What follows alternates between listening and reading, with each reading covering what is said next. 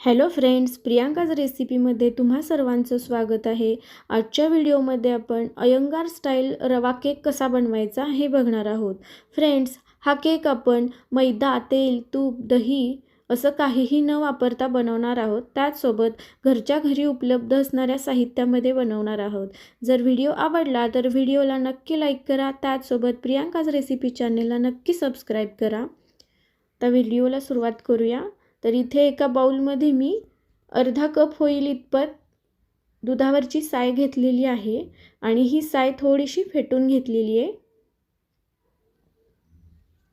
आता ह्या साईमध्ये 1 कप पिठी साखर घालून घेते।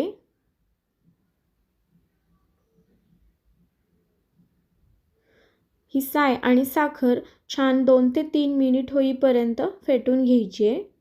छान एकत्र करून घ्यायची आहे।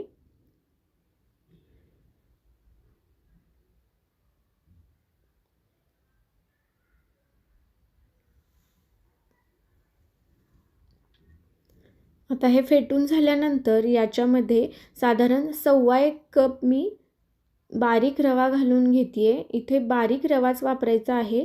जर तुमच्याकडे जाड रवा असेल तर तो तुम्ही मिक्सरमध्ये फिरवून घेऊ शकता। आता ह्याला थोडंसं मिक्स करायचं आहे आणि हा रवा भिजवण्यासाठी इथे मी नॉर्मल टेम्परेचरला असणारं दूध घालून घेते। इथे दूध अर्धा कप वापरलेलं आहे।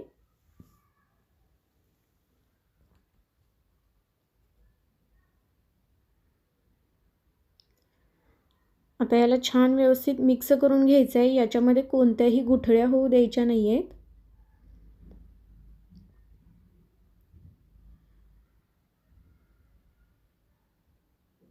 आता हे व्यवस्थित मिक्स करून झालेलं आहे। याच्यावर झाकण ठेवून साधारण 20 मिनिटे याला भिजवून घ्यायचं आहे। तर 20 मिनिटांनंतर एकीकडे मी कढई प्रीहीट करायला ठेवली आहे आणि आता इथे तुम्ही हा रवा बघताय छान भिजून तयार झालेला आहे। तर आता हा व्यवस्थित फेटून घ्यायचा आहे। छान एकजीव करून घ्यायचा आहे। आता याला कन्सिस्टन्सी येण्यासाठी इथे मी पुन्हा थोडंसं दूध वापरते। जर तुमची मलाई पातळ असेल तर दूध थोडंसं कमी लागेल आणि मलाई घट्ट असेल तर दूध थोडंसं जास्त लागेल। इथे मी टोटल 1.5 कप दूध वापरलेलं आहे।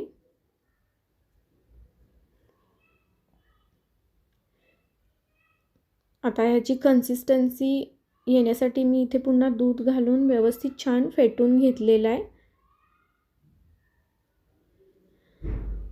याला फ्लेवर देण्यासाठी इथे मी 1 चमचा व्हॅनिला इसेन्स वापरलेला आहे। ते देखील व्यवस्थित मिक्स करून घेते।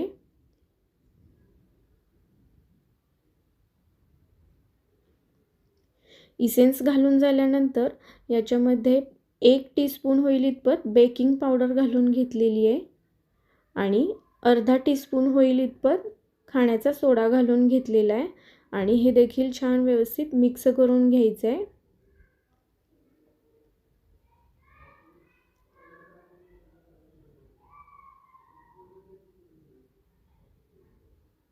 इथे फेटताना एकाच दिशेने फेटून घ्यावं। आता हे बॅटर केकच्या टीनमध्ये मी घालून घेते। केकचा टीन मी तूप लावून ग्रीस करून घेतला होता आणि त्याच्यावर थोडासा मैदा मी कोट करून घेतला होता। आता केक टीनमध्ये बॅटर घातल्यानंतर अगदी हलक्या हाताने 3 ते 4 वेळा याला टॅप करून घ्यायचं आहे आणि गार्निशिंगसाठी वरती मी बदाम घालून घेते, बदामाचे काप। इथे कढई लो टू मीडियम हीटवरच गरम करून घ्यायची आहे। तर कढई गरम झालेली आहे। त्याच्यामध्ये एक स्टीलचं स्टँड ठेवून घेते आणि त्याच्यावर हा केकचा टीन घालून घेते। केकचा टीन ठेवल्यानंतर त्याच्यावरती पुन्हा ते झाकण व्यवस्थित लावून घ्यायचं आहे आणि साधारण 30 ते 35 मिनिट याला बेक करून घ्यायचं आहे। तर 35 मिनिटांनंतर इथे तुम्ही बघताय केक तयार झालेला आहे। तो चेक करून घेऊया। चेक करताना नेहमी केकच्या टीनच्या बरोबर मध्ये टूथपिक किंवा सुरी घालून तुम्ही चेक करू शकता। आता मी इथे चाकूने चेक केले तर चाकू व्यवस्थित क्लीन आलेला आहे। तर इथे मी गॅसची फ्लेम बंद केली आहे। आणि आता हा केकचा टीन मी थंड करून घेते आहे.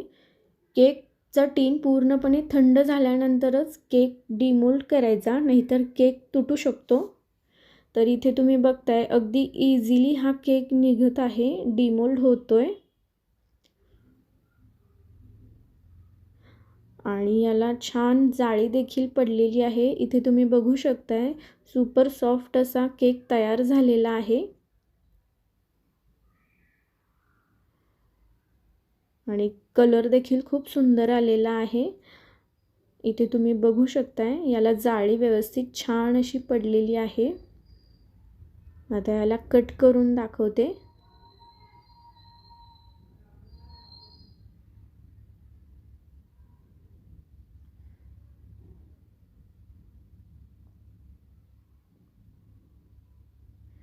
तर इथे बघू शकताय केक आपला सुंदर असा तयार झालेला आहे. सॉफ्ट आणि जाळीदार बनलेला आहे. तर ही रेसिपी तुम्ही घरी नक्की ट्राय करा. हे प्रमाण वापरल्यास रेसिपी अजिबात चुकणार नाही. आणि कशी झाली हे मला कमेंट करून नक्की सांगा. व्हिडिओ आवडल्यास व्हिडिओला लाईक, शेअर आणि चॅनेलला सबस्क्राईब करा. धन्यवाद.